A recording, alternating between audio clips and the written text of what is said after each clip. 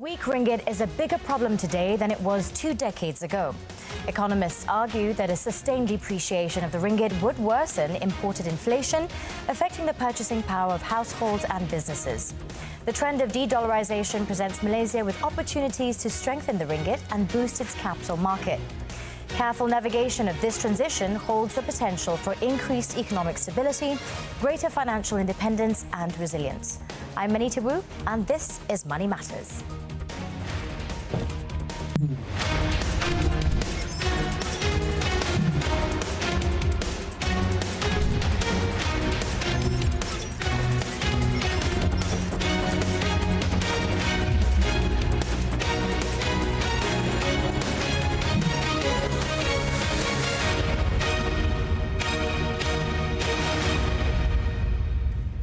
Good evening. Welcome to Money Matters on your favorite channel right here on TV3.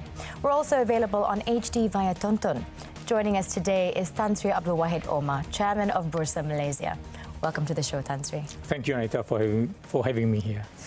We'd like to start with the discussion on Budget 2024. It's been a week since the Prime Minister has announced and tabled it.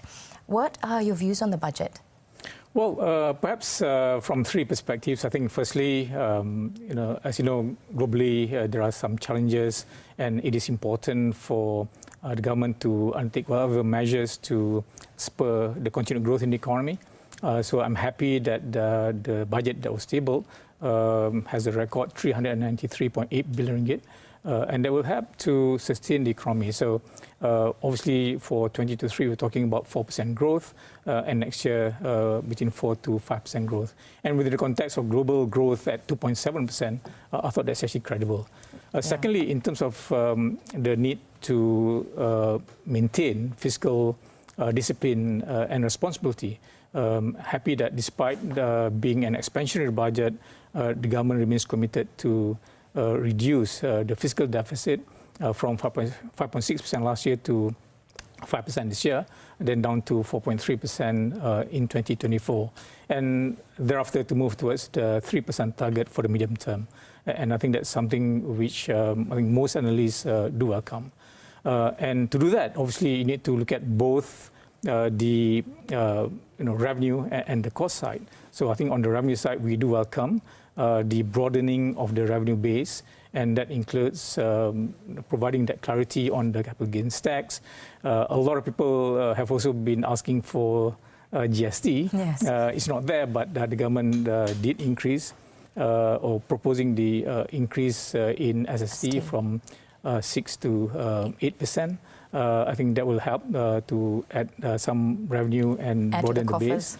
At the same time, on the other side, looking at rationalizing subsidies and to curb leakages and so on. So I think that will help in terms of containing the fiscal deficit. And the third element, if I may, in terms of the commitment to sustainability. I think there are many angles there. I think one of the things which I like was the 2 billion ringgit, the Energy Transition Facilitation Fund. I think that's great, and that's in support of the National Energy Transition Roadmap. Secondly, in terms of the biodiversity sukuk of up to 1 billion ringgit, yes. I think that's great, and the commitment to further conservation in terms of, among others, boosting the number of rangers to 2,000 strong. I think that's important. And of course, for us at Bursa Malaysia, we're happy there is that 300,000 ringgit allowance given for companies that embark on carbon credit.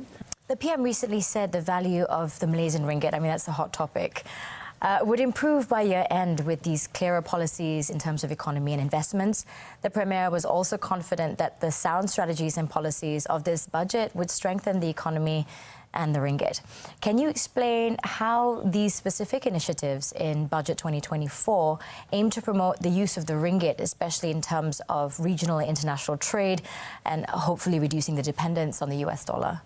Wow, Anita, that's a tough one. It's a broad one. Very topical, certainly. So I think, obviously, one will have to look at the longer term in terms of how trades are settled.